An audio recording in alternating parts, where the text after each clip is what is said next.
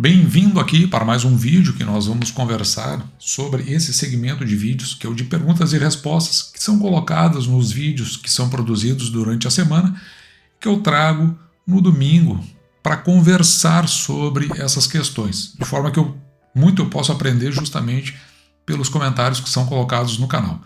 Hoje é dia 23 de junho de 2024, agora são mais ou menos 10h30 da manhã. Como tem muita coisa, eu vou tentar ser o mais rápido que eu puder, tentando não deixar ninguém para trás, mas pode até ser que isso aconteça. Eu vou começar aqui com o Leandro Silva.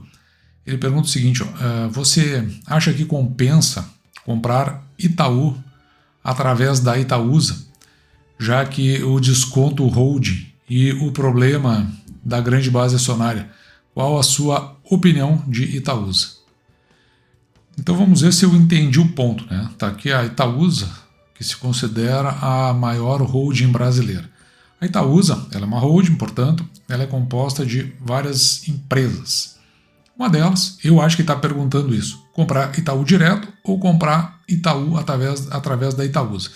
Lembrando que a Itaúsa, ela, como está aqui, né, nesse desenho, ela tem a Alpargatas, que, se eu não estou enganado, o forte da Alpargatas é o solado de sapatos. Tem a Dexco, que ela é a antiga Duratex, que trabalhava lá atrás com pisos laminados. Hoje ela se coloca com piso cerâmico, mas eu não sei se continua no laminado. A CCR, que é aquela empresa de rodovias, né, com os pedágios. A AEGEA, que é da parte de saneamento, Copa Energia, não preciso dizer nada, e a NTS, que transporta gás.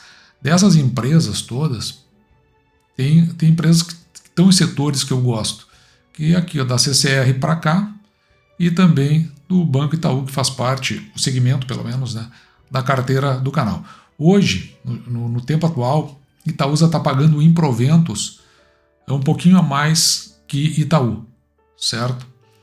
Tá, vamos supor que Itaúsa está 8,7 de dividend yield, pagando esse percentual sobre o valor da ação. Itaú deve estar em 8,37%. Mais ou menos. Tá? Depois teria que dar uma... Você pode ir lá e olhar para ver, mas vai ficar mais ou menos nesses valores que eu falei. A CCR é uma empresa também, ela está na nossa bolsa, ela paga proventos na ordem de 4%. E aqui a EGEA não está listada, mas eu estou muito de olho nessa companhia. Acho que talvez um dia a Itaúsa acabe fazendo um IPO dessa empresa. É da parte de saneamento, ela tem comprado muitos ativos. A Copa eu nunca avaliei e também a NTS eu também nunca avaliei. Mas são setores aqui de energia que, claro, a gente sempre fica de olho. Agora, a gente já sabendo qual é a pergunta, né? O X da questão é o seguinte: ou Itaúsa ou Itaú. Quando eu estou falando aqui do canal, eu prefiro ficar com Itaú. Por quê? O canal tem uma linha muito mais conservadora. Eu não olho só para proventos. Proventos, claro, é importante, tem um contexto, mas eu não olho só para isso. Eu olho para o segmento. A gente precisa saber que, nesse momento, é um setor privilegiado pelo tipo de governo que nós temos. Em outros tempos já não foi tanto assim. No governo passado já não era tanto assim, mesmo que... principalmente bancos estatais até tiveram um desempenho melhor do que a média deles mesmos no passado. Então, como é a carteira, ela é composta para iniciante, intermediário indo para o avançado, ou seja, eu não falo com o avançado, eu acabo focando nisso, porque é mais fácil você olhar para os resultados dessa companhia do ponto de vista, companhias como bancos, né? É mais tranquilo você olhar companhia a companhia, das que fazem parte da sua carteira. E até um limite de empresas que nós temos. Por acaso, a gente trabalha com 8 empresas aqui no canal, né? Empresas que estão na carteira de dividendos, e 2 que a gente trabalha com oportunidade. E aqui, no caso, o Itaú, você vai ver, tem 7. O Itaúsa, aliás, tem 7 empresas. Itaúsa é como se fosse uma carteira de ações. Parecido, entendeu? Então, em vez de você ter a carteira, você teria o Itaúsa. Então, neste caso, por exemplo, um iniciante indo com Itaúsa, que ele não precise avaliar todas essas empresas aqui, parece uma coisa bastante interessante. Ou seja, você entrega a carteira para outro, mas você não vai aprender, por outro lado, como fazer de fato uma análise aprofundada em segmentos distintos, aqui como Itaú, CCR, olhar esses projetos como um todo. Então, eu acho que é uma questão muito mais de gosto, na verdade. Para a carteira do canal, o interessante é que a gente continue dentro da linha conservadora, olhando aqui para o segmento apropriadamente, ao invés de olhar para a holding e depois ter que se aprofundar nas outras empresas. Então, muito a gosto do cliente, para o interesse da carteira do canal, é preferível ter Itaú, porque a gente segmentou praticamente em 3 setores, né, que é o de seguros, o setor de bancos e o setor de elétricas. Olhamos ainda o setor de saneamento, que faz parte da carteira da Itaúsa, mas a gente precisa verificar ainda como isso vai se comportar, porque são coisas muito novas, né? Eles estão avançando já sobre isso no caso da Itaúsa, e parece que no longo prazo, né, vai ser um setor bastante interessante de se ter na carteira. Aqui também, né, o Leandro Silva nos coloca o seguinte: Caixa Seguridade, ela será responsável pela cobrança do SPVAT, e qual é a minha opinião? Eu estou aqui no site da Câmara dos Deputados, então eles trouxeram essa informação no dia 17/5 desse ano, e entra em vigor a lei que retoma a cobrança do seguro obrigatório de veículos. E a lei que ele se refere, eu peguei no meio da lei aqui, mas é essa lei, a lei complementar número 207, 16 de maio de 2024. Saiu no dia 16 eles publicaram. O que interessa aqui para a gente poder responder a questão em si?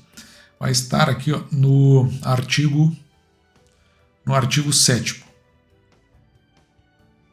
Descer um pouquinho aqui, ainda vou comer um tempo tocando nesse assunto. Então, no capítulo 4, no artigo 7º, o SPVAT será cobrado por fundo mutualista. Então, ele pertence a um fundo. Quem é que cobra? Esse fundo aqui. E terá como agente operador a Caixa Econômica Federal. Lá atrás, no DPVAT, se você vai lembrar, você ia no seu banco e lá já tinha a cobrança do IPVA. E o IPVA, ele ainda oferecia para você a possibilidade de você pagar o seguro. Se você optasse pelo pagamento, então você recebia o documento. Hoje é tudo digital. O que me parece, não está especificado, que vai ser da mesma forma. Então, isso vai surgir lá no seu aplicativo, no seu banco. Você clica, se você pagar o IPVA e não pagar o SPVAT, provavelmente a sua carteira digital não vai estar disponível no seu celular, por exemplo.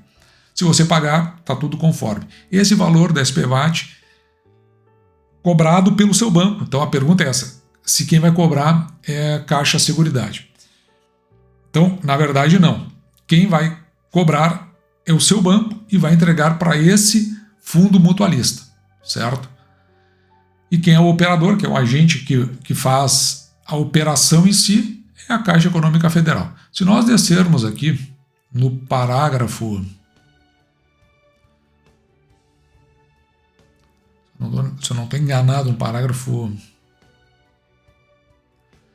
2º do artigo 8º, em que a Caixa Federal será remunerada pelos serviços de operação do SPVAT, então ela recebe um valor, cabe a ela contratar, conforme necessidade, pessoas jurídicas com o objetivo de auxiliar no desempenho de suas atividades relacionadas ao SPVAT. Voltando aqui para a questão, é se a Caixa Seguridade será responsável pela cobrança. Não, a gente viu que não. A cobrança, lá no final das contas, a responsável maior é a Caixa Econômica Federal. Essa é a responsável. Através desse fundo de mutualidade. Só que isso é distribuído na rede bancária para que você pague através do seu banco, lá com o DOC que é emitido via seu banco. Você faz o pagamento, isso vai ao fundo que é administrado pela Caixa Econômica Federal. Ela, a Caixa Econômica Federal, é que vai receber, vai ser paga por isso, conforme nós vimos na legislação. O que ela pode fazer? contratar alguém para auxiliar nesse serviço, pessoa jurídica. Pode ser, e faz todo sentido, ser a Caixa Seguridade. Não está especificado. Talvez tenha algum rumor no mercado sobre isso, ou uma tendência. É bem provável. Só que daí ela precisa remunerar a Caixa Seguridade com o valor, parte do valor que ela recebe. E que depois também retorna para ela através dos proventos e também para os seus acionistas, que é o caso aqui da carteira do canal, nós somos acionistas de Caixa Seguridade. Então isso para mim faz sentido, mas eu não firmo que isso vai acontecer. O que tudo indica é que talvez isso seja o mais provável.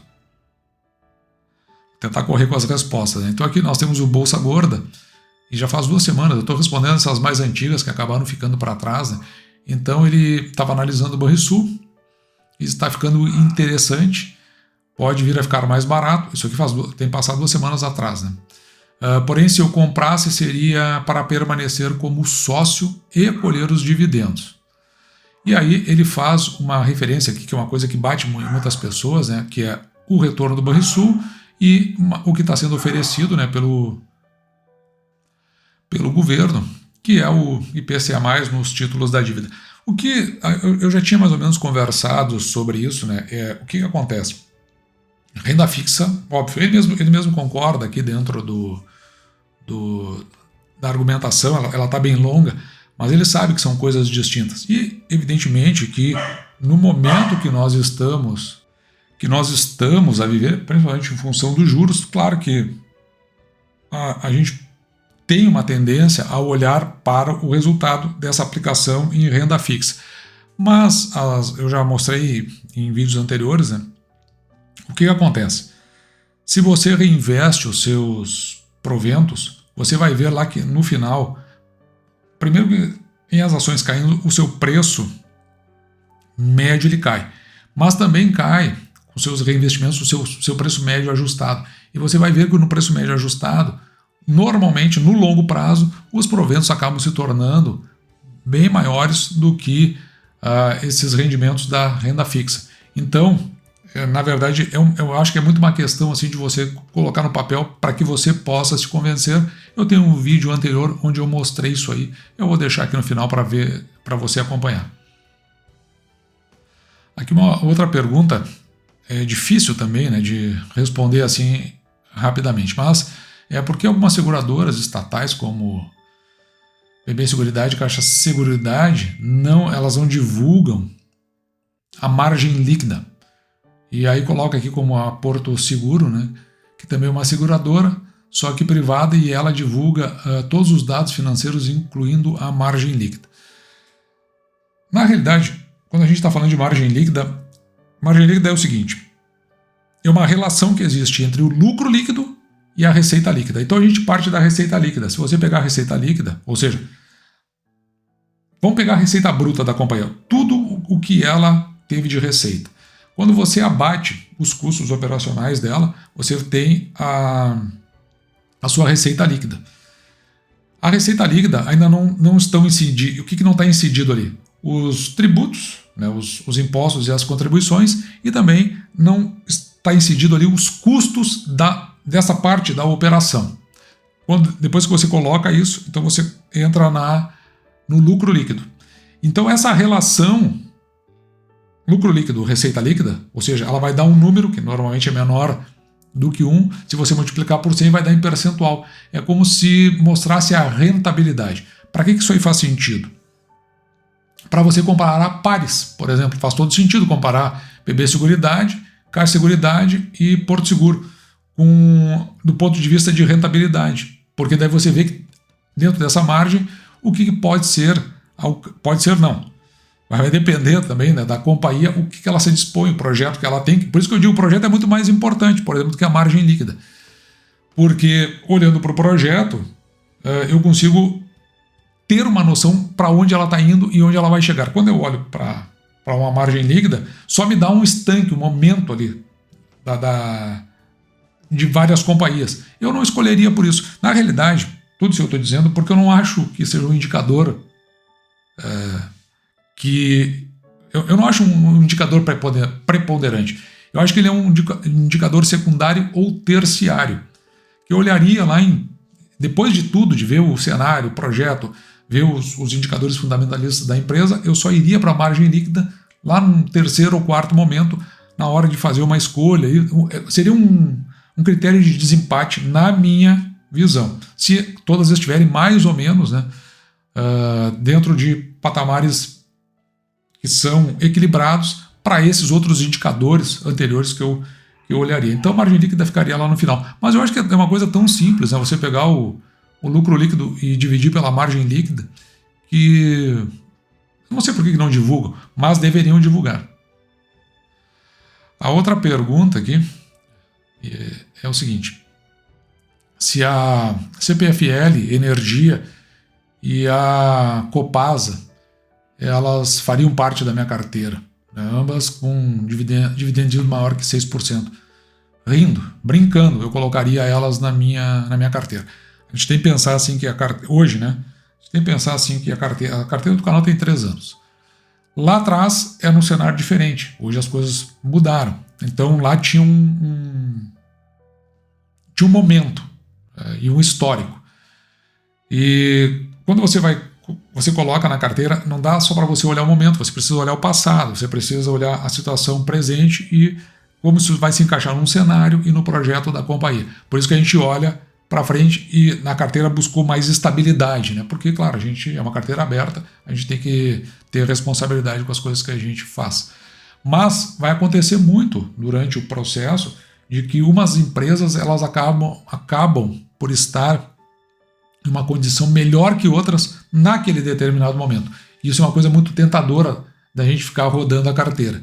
Eu já vi muita gente perder dinheiro por causa disso. Então, a ideia do canal é justamente você continuar com a companhia, mesmo que num determinado momento outras estejam dando um dividend yield maior.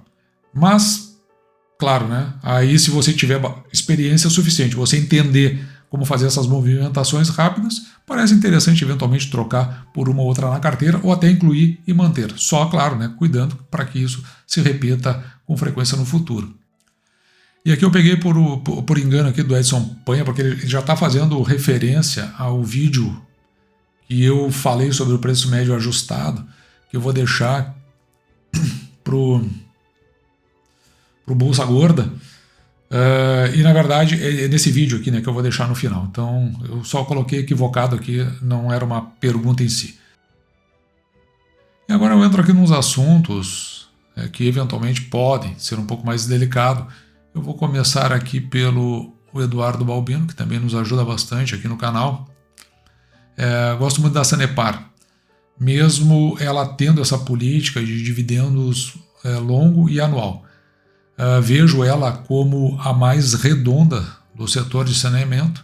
Gosto também da Copasa, embora a federalização não seja um problema no meu ponto de vista, se é que vai acontecer. E aí ele anda nessa direção. E aqui eu achei interessante isso porque, como eu disse, né? Não dá para a gente pegar aquela que tem o maior dividend yield naquele momento. Uma empresa é exatamente isso que o Eduardo Balbino tá nos colocando. Quando você comprou, você viu por que você comprou, você olhou para ela. Aí o tempo vai passar, aparecer e surgirão outras empresas que vão estar oferecendo uma condição melhor, inclusive dentro do mesmo setor.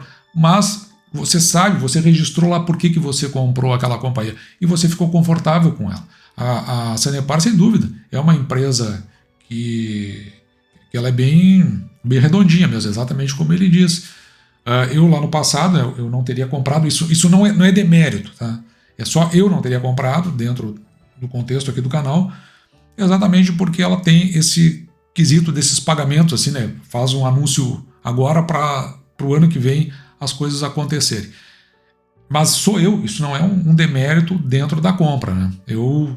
É uma empresa que, dentro de um contexto específico, eu teria na carteira, assim, sem problema nenhum. E aqui as questões que eu não gosto muito, mas enfim, eu acho que é importante, porque tudo começou com esse vídeo, e foi bacana aqui o que o Ademir Jacob disse, né? Porque ali eu estava fazendo referência ao Banco do Brasil e um primeiro escândalo que surgiu. Eu estou citando isso porque faz parte da carteira do canal.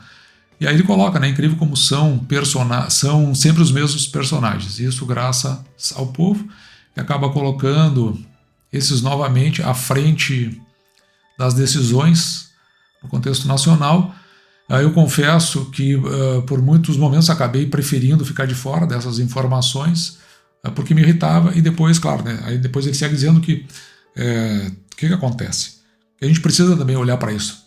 E que bom que tem essa conclusão, mas isso não é impeditivo das nossas compras. Então, o comentário do Ademir, ele é isso aí mesmo, porque são esses caras que vão delinear o cenário onde nós vamos investir os nossos recursos. Então a gente tem que estar de olho no que esses caras estão fazendo, esses políticos, né? E realmente, a única coisa que eu acho que talvez eu possa ter de diferente aqui é que hoje eu já não me irrito mais. E ainda bem que ele colocou aqui no passado, irritava, né? Eu não me irrito mais com esses caras.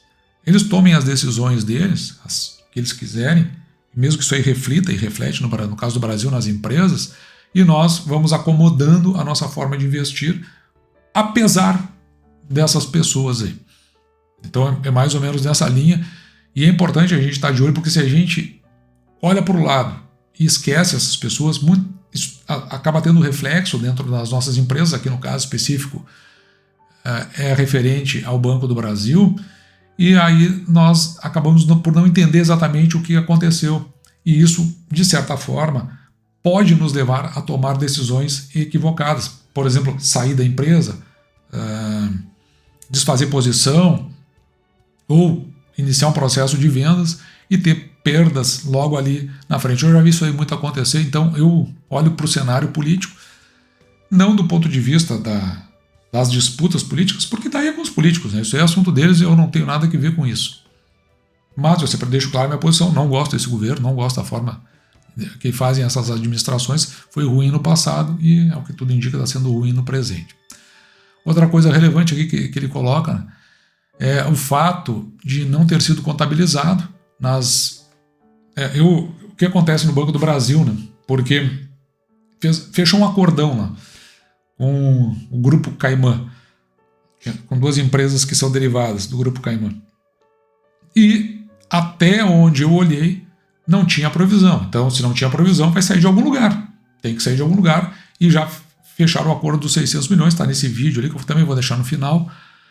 E óbvio que se não tem provisão, vai sair de um pedacinho, porque não é tão grande quanto os proventos pagos, vai sair de um pedacinho dos investidores. Então a gente tem que ficar de olho para saber o que está acontecendo. Mas pode ser que alguém, já com mais tempo, com mais dedicação, possa voltar lá, porque isso aí tudo começa em 1993, nós estamos então falando de 30 anos atrás. Voltando lá, vai encontrar algum provisionamento que já foi feito, ou até algum pagamento feito via judicial. E aí, claro, não vai ter reflexo. Eu desconheço, realmente eu desconheço, e não apareceu, pelo menos nas informações que eu colhi. Pode ser que sim, mas, por via das dúvidas, eu estou considerando o seguinte, que talvez acabe utilizando com recursos atuais, com provimentos atuais, reduzindo um pouco ali os proventos a serem pagos, e se acontecer vai aparecer nas notas explicativas, e a gente traz aqui e mostra. Não chega a ser uma coisa de grande impacto. O que aconteceu aqui, a mídia não especializada, aquela que não é pró-governo, porque tem aqui a pró-governo, esconde essas coisas. A outra mostra, e mostrando, eles acharam estranho e esquisito, e eu também acho estranho e esquisito, mas aí, um governo como esse que está aí, eu não espero outra coisa. E então surge aqui, que é a parte que eu não gosto, né, mas é o Luiz Colodiano, e ele traz aqui a informação. E o escândalo do senador do PL, papel podre, pesquisa aí. Ele está dizendo isso aí pro Ademir Jacob aqui. E depois, ele entrou e disse pro Ademir Jacob, depois ele veio dizer para mim, e a história do senador do PL, por que você não conta aqui? Eu acho que talvez vai ser uma das últimas vezes que eu vou responder as pessoas que têm essa predisposição do seu ânimo político. Eu não tenho mesmo. Simplesmente não gosto, acho um governo horroroso, terrível. Quando essas coisas... Está sendo terrível para todo mundo. Mas quando essas coisas acontecem, o meu foco é no patrimônio e naquelas pessoas que também têm seu patrimônio vinculado. A gente precisa olhar, porque dali a pouco um governo desse está ascendendo sobre o seu patrimônio e está tudo bem, e ou você não sabe ou você ignora. Então é nesse sentido que eu estou falando. Aqui não é uma questão de disputa entre polos que competem politicamente. O meu é bem claro, eu já disse, eu não gosto desse governo, não gosto mesmo. E digo mais, na minha visão, eu tenho 56 anos, eu estou na Bolsa desde 2003. E vivi o período militar, eu vivi os anos 80, que foi a década perdida. Os meus cachorros invadiram aqui o escritório, então vou ver se eu consigo seguir o raciocínio da onde eu estava. Então, os anos 80, considerada a década perdida, se a gente não consegue entender tudo que tinha ali por trás, a gente não consegue entender o que é o país e a forma como ele se comporta. Então, veja, os que estão fazendo essas disputas, aí eles começam com guerra de bugio. Aí um ofende o outro, fascista, outro, sei lá, o que os caras chamam. Enfim, chamam do que quiser também eu não me interesso muito por isso. Eu me interesso pelo fato real, concreto e objetivo que vai me trazer talvez uma consistência maior do ponto de vista do investimento. Então, por exemplo, eles chamam os caras de fascista, né? Mas esses caras nem sabem o que estão falando, eles não têm a menor noção. O fascismo remonta à década de 1910, do século passado. Dois autores teve, né? O Alfredo Rocco e o Enrico Corradini. O que esses caras disseram lá atrás foi o seguinte, você vai ver onde que eu vou ligar com a situação atual. O que eles disseram lá atrás era o seguinte, que não fazia sentido a questão da luta empregado-patrão, porque como havia empresas multinacionais, se o sujeito saísse do país onde ele estava e fosse para o outro, ele não tinha briga com o patrão dele, porque lá ele já nem era mais o operário, né, que eles chamavam na época, porque não falava a mesma língua, não tinha a mesma cultura, e o mais provável é que ele acabaria se tornando um mendigo. Esse é o guarda-chuva. Isso aí foi adotado pelo Stalin, que separou. Então, uma briga entre terceiro mundo, os subdesenvolvidos, e o primeiro mundo. Então, deixou de ser uma luta entre empregado para patrão para ser entre países subdesenvolvidos com países desenvolvidos. O Benito Mussolini, quando ele adota isso e junta o nacionalismo, ele faz uma proteção sobre isso, que é o Estado se colocando sobre a vida das empresas e das pessoas. Esse era o fascismo do Benito Mussolini. Então veja que se há essa ascensão sobre, quando isso ia acontecer na história, então isso é o que remete ao fascismo. Vamos dar uma olhada aqui, os Estados Unidos faz isso. Se a gente for olhar, tem um regime fascista. O Brasil, olha o que está acontecendo, a forma como o Estado está se colocando sobre as empresas. Não, a gente vive um regime fascista neste contexto que eu estou falando, que é a origem, de como tudo começou. Depois se virou ofensa, aí eu acho que é muito mais por ignorância, que leva as pessoas a vir no canal dos outros dizer isso aí. E a história do senador do PL, eu não tenho a menor ideia qual é a história do senador do PL, e eu não tenho obrigação nenhuma de contar. Você quer contar a história do senador do PL, faz o seguinte, abre um canal, levanta a história e conta lá de fato como ela é. Eu não estou aqui para defender senador, eu não tenho vínculo com político nenhum. E nem com partido, não. Eu não sou vinculado a nada. Sou vinculado com as pessoas que assinam o canal e com a minha carteira mostrando os resultados. E como tem um regime fascista no Brasil que assente sobre as empresas, eu já mostrei aqui várias vezes, assente sobre a vida das pessoas. Está aí o DPVAT, que não existia mais, e agora é o Estado ascendendo sobre o particular para tirar mais um pouquinho para que ele acabe se sustentando. E a gente viu como é que vai ser. Como é que nós vamos nos comportar? Bom, as colocações estão aí. Pode ser que uma das empresas seja beneficiada lá no final. A gente precisa saber como é que isso aí funciona. Se amanhã vai virar corrupção, trazemos aqui também. Eu não tenho vínculo nenhum. Eu não faço proteção de absolutamente ninguém. Então o que eu digo aí para o Luiz Colodiano, cara, abre um canal, cara. Levanta a questão e traz ela se tu acha que vale a pena. Se esse senador aí do PL, seja lá o que ele tenha feito, influenciar na carteira do canal, com certeza eu vou trazer a informação aqui. Mas o resto para mim é só mera perda de tempo. E agora voltando aqui nesta última perna da gravação, na realidade eu estou regravando esse trecho, porque como estava se aproximando da hora do meio-dia, eu prometi assar uma janela de costela aqui para minha família, churrasco aqui do sul, então eu achei que não ficou muito bom, acabei acelerando a gravação, e agora fui lá, nós já fizemos o churrasco, já todos almoçamos, então eu volto aqui, você vai ver o detalhe, principalmente aqui na camisa, onde mostra que eu tive que retornar aqui para refazer esse trecho. Então eu vou começar aqui pelo Eduardo Balbino.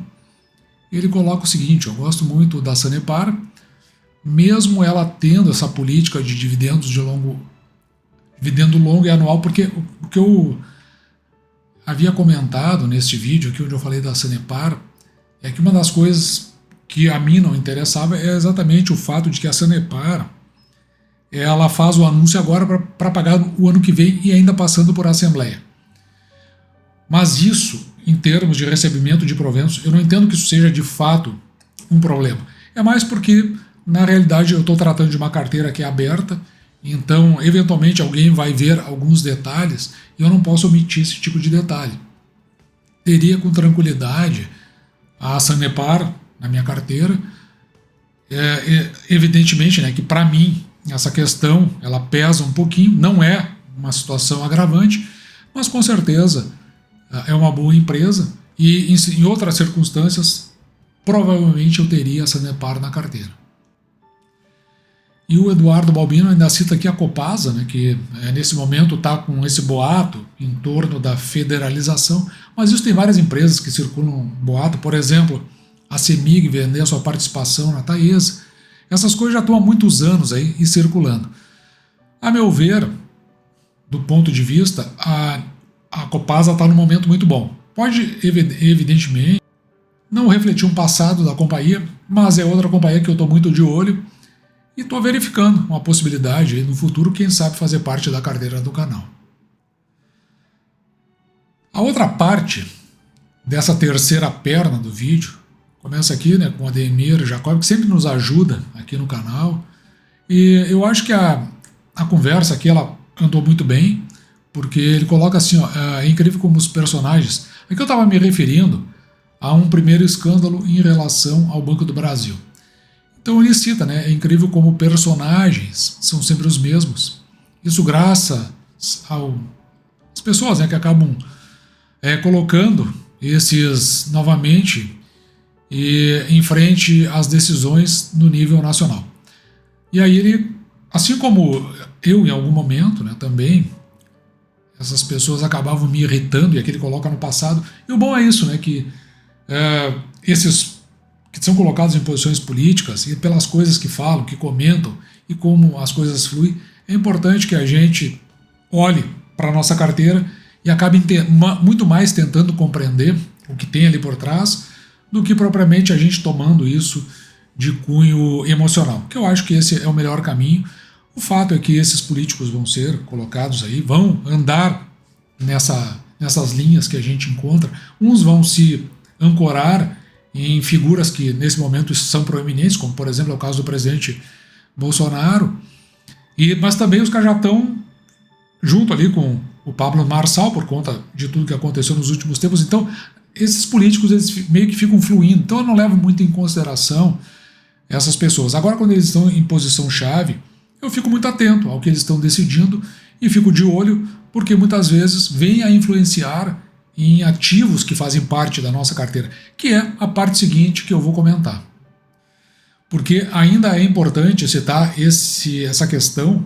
Quando eu fiz esse vídeo do Banco do Brasil, eu olhei o terceiro trimestre, o quarto trimestre, o primeiro trimestre de 2024, e eu não vi nenhum provisionamento. Não quer dizer que lá atrás, porque a ação é muito antiga, de 93, não tenha acontecido. Eventualmente, alguém com mais tempo de disponibilidade pode ir lá e começar a vasculhar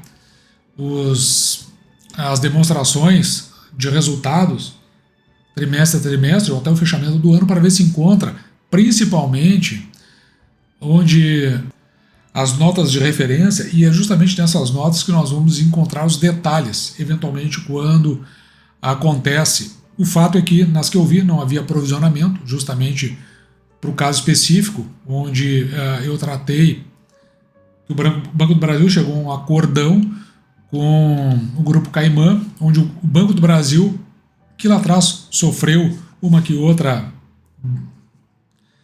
sofreu derrota jurídica, mas já tinha algum problema dentro do processo. Eu vou deixar o vídeo no final para você assistir, principalmente com relação às entregas na conclusão das obras.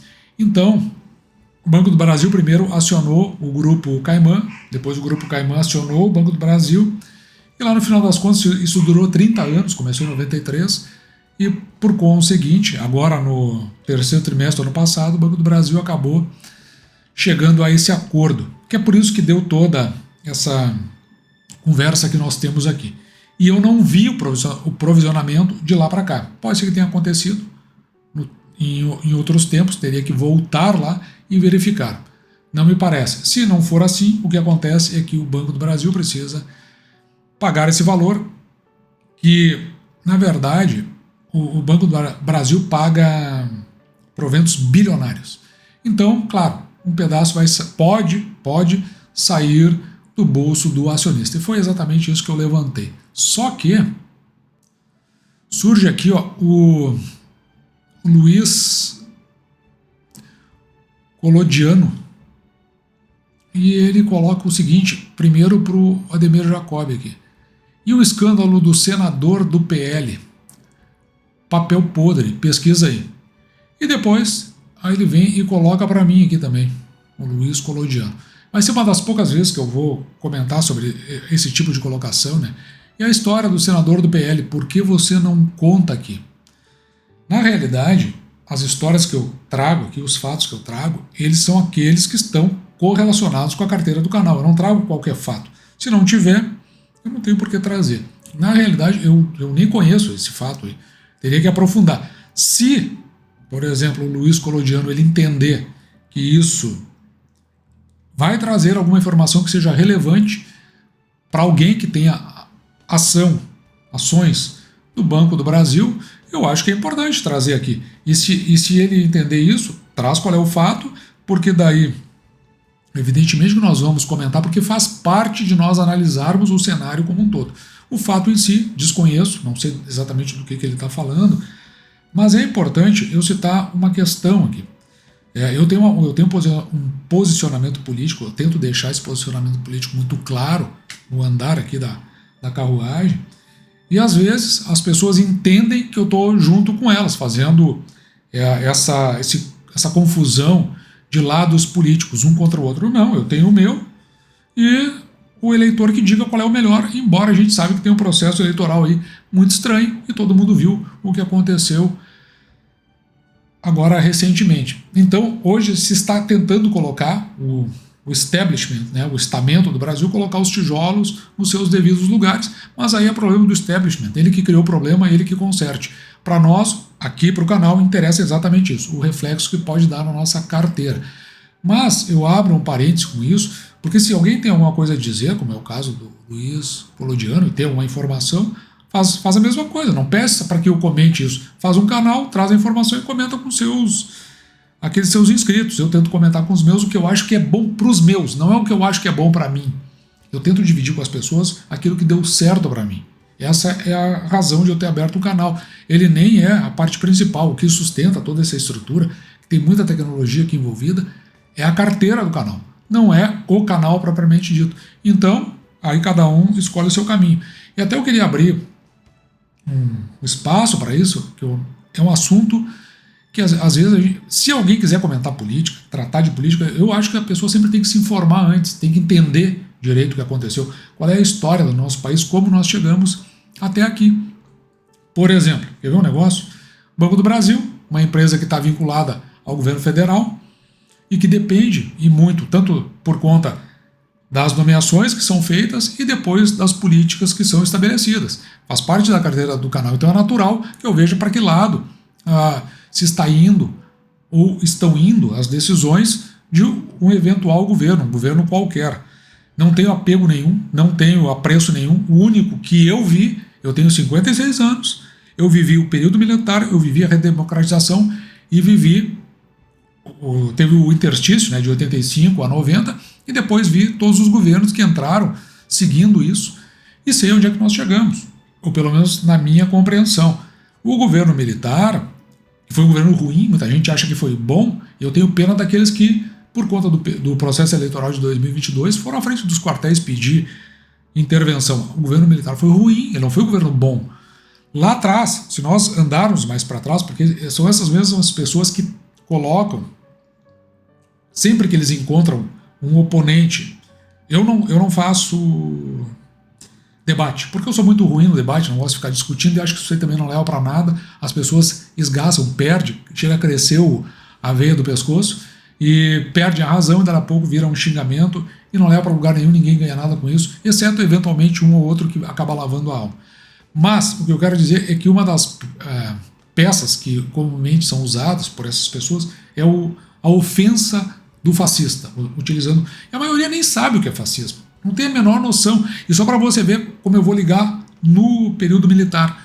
O fascismo, ele nasce ali por volta de 1910, ele teve dois autores, o Alfredo Rocco e o Enrico Corradini, dois italianos. Mas o que eles diziam lá? Que não fazia muito sentido essa briga do proletário com o patrão, ou do empregado com o patrão. Porque se a empresa fosse multinacional e o cara saísse, o empregado, o proletário, saísse de um país e fosse para o outro, ele não tinha a mesma cultura, ele não falava a mesma língua, e o mais provável é que lá ele iria acabar virando um mendigo. Era isso que eles defendiam originalmente.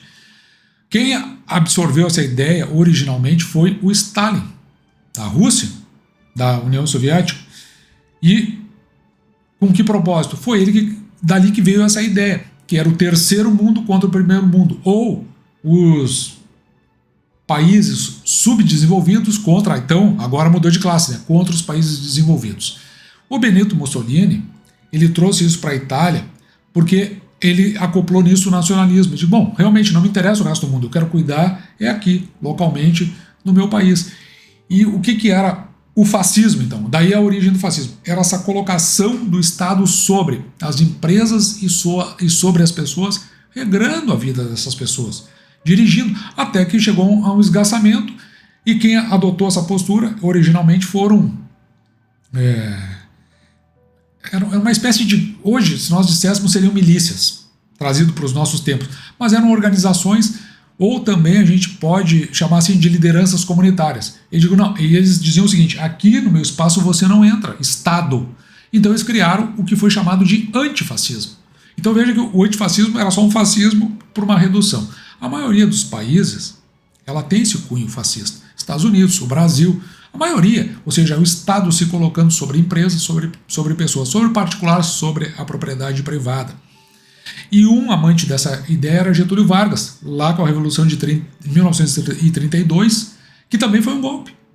E depois os militares vieram em 64, no golpe que na verdade foi um golpe civil.